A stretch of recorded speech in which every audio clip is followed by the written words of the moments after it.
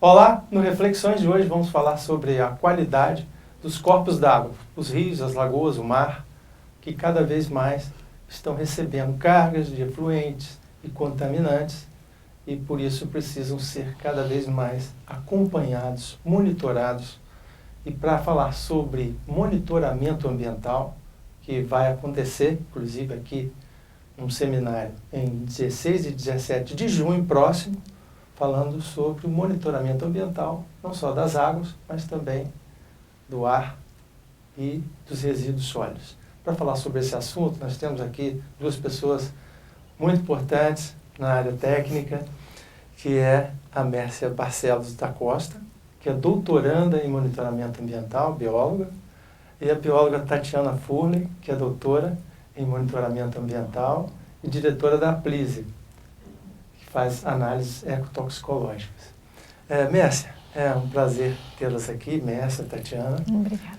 E para falar sobre esse tema que é tão importante, cada vez mais importante na vida das pessoas, não só pelo ponto de vista ambiental, mas pelos aspectos ligados à saúde, porque cada dia mais as pessoas estão vendo que os problemas da saúde têm uma origem lá no meio ambiente, né?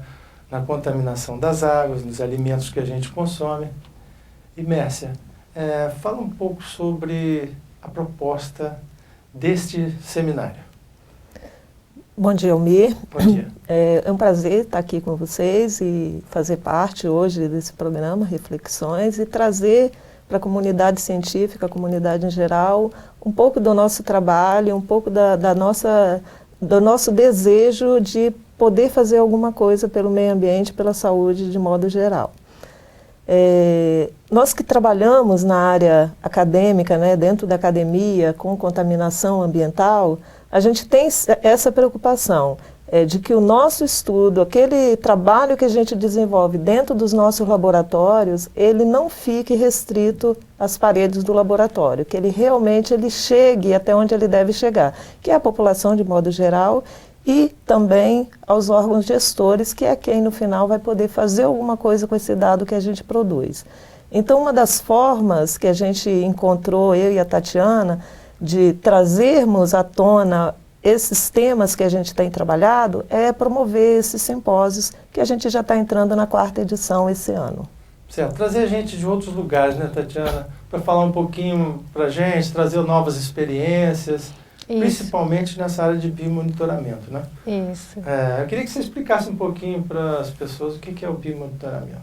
O biomonitoramento é você fazer um acompanhamento, né, da saúde daquele ambiente, usando não só parâmetros químicos e físicos, mas também e principalmente os biológicos. Então, o biomonitoramento, ele não só tem como foco mais avaliar como é que está a concentração dos contaminantes que chegam ao ambiente, mas também entender se aqueles contaminantes juntos, a sinergia daqueles contaminantes pode estar causando algum efeito nos seres que habitam aquele ambiente.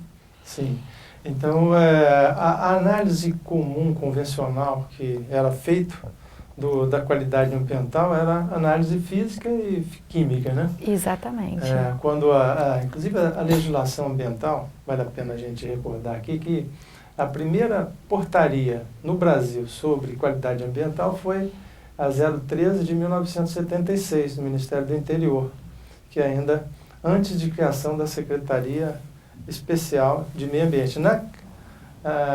Nessa portaria falava-se apenas em monitoramento físico-químico. Depois veio o CONAMA, a resolução CONAMA 020, de 1986, que já também só falava nos aspectos físico-químicos, né? Isso. Quando que entrou essa parte das análises biológicas? Em 2005, né, a CONAMA, a 20, então, virou, né, a CONAMA 357, e aí a partir dessa 357 já se cita nela que os contaminantes não podem estar causando efeito nos seres vivos do ambiente. Então, a partir dessa CONAMA, começou-se a exigir os estudos de biomonitoramento também, não só os monitoramentos químicos e físicos.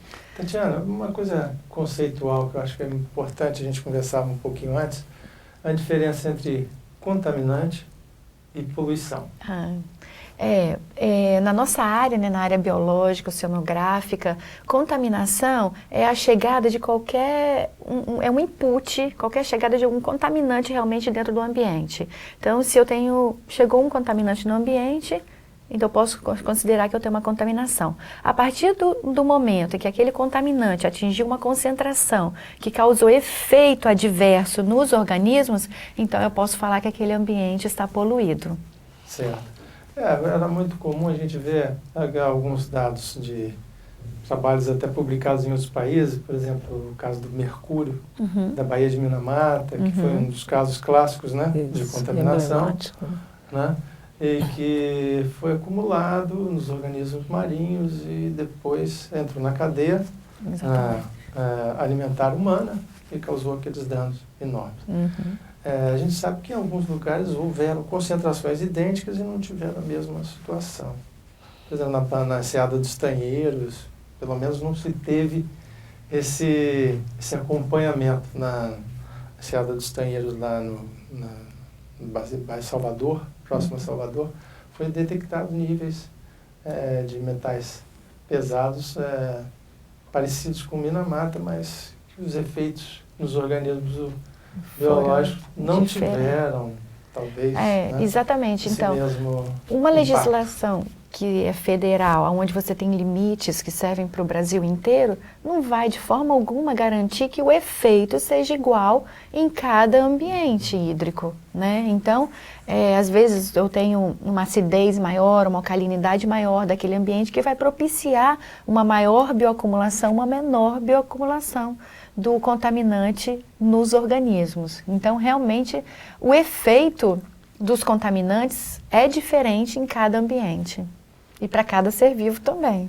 Exatamente. Para cada espécie. Porque entra aí também a questão da sensibilidade diferenciada entre as espécies, né? A mesma substância, ela pode provocar efeitos diversos dependendo do nível de sensibilidade. Isso dentro do mesmo nível taxonômico. Por exemplo, molusco. Espécies diferentes de gastrópode respondem de forma diferente a um determinado contaminante. Então, algumas espécies vão ser extremamente afetadas e outras espécies não vão realmente demonstrar um risco muito grande na presença desse mesmo contaminante. E é tão importante isso que foi reconhecido e entrou na CONAMA, na 357, que virou a 430 em 2011, a exigência de se analisar em diferentes níveis tróficos da cadeia alimentar o efeito. Então, essa exigência entrou em vigor em 2011. Eu queria perguntar uma coisa interessante a vocês, que a gente geralmente absorve esses padrões da literatura internacional, né? Geralmente de países do hemisfério norte, que estão mais avançados nos estudos do impacto dos organismos marinhos, dos organismos vivos, da poluição. Nós não precisaríamos estar desenvolvendo padrões de ecotoxicológicos para o Brasil e não só para o Brasil, porque o Brasil é um país de vários biomas, né? Cada bioma com ecossistemas diferentes, situações diferentes, né? Capacidade de renovação de água e tudo. Sim. Agora, existe até já uma tentativa bastante grande, né, Tatiana, em relação ao uso de espécies nativas, espécies brasileiras, nesses estudos ecotoxicológicos. Agora, a gente esbarra ainda num problema muito sério, que é do conhecimento básico da biologia dessas espécies. Porque para você propor um novo organismo como bioindicador, você avaliar a reação desse organismo em função de uma determinada substância, você precisa primeiro conhecer a biologia desse organismo em condições normais, em ausência de risco, em ausência de qualquer substância tóxica ou não. Então, hoje ainda no Brasil carece de estudos básicos sobre a biologia. Digamos que você queira introduzir um crustáceo de manguezal num bioensaio, padronizar uma espécie nossa para um determinado bioensaio. Você vai esbarrar nesse problema. A ausência de conhecimento ainda da base, das informações básicas, a biologia básica desses organismos. Seria essa uma área de recomendação que um congresso como esse faria para incentivo à pesquisa científica? Eu penso que eu sim. Também. Eu acho que sim. Né? Existem várias iniciativas, como a Mércia já falou, principalmente na área acadêmica.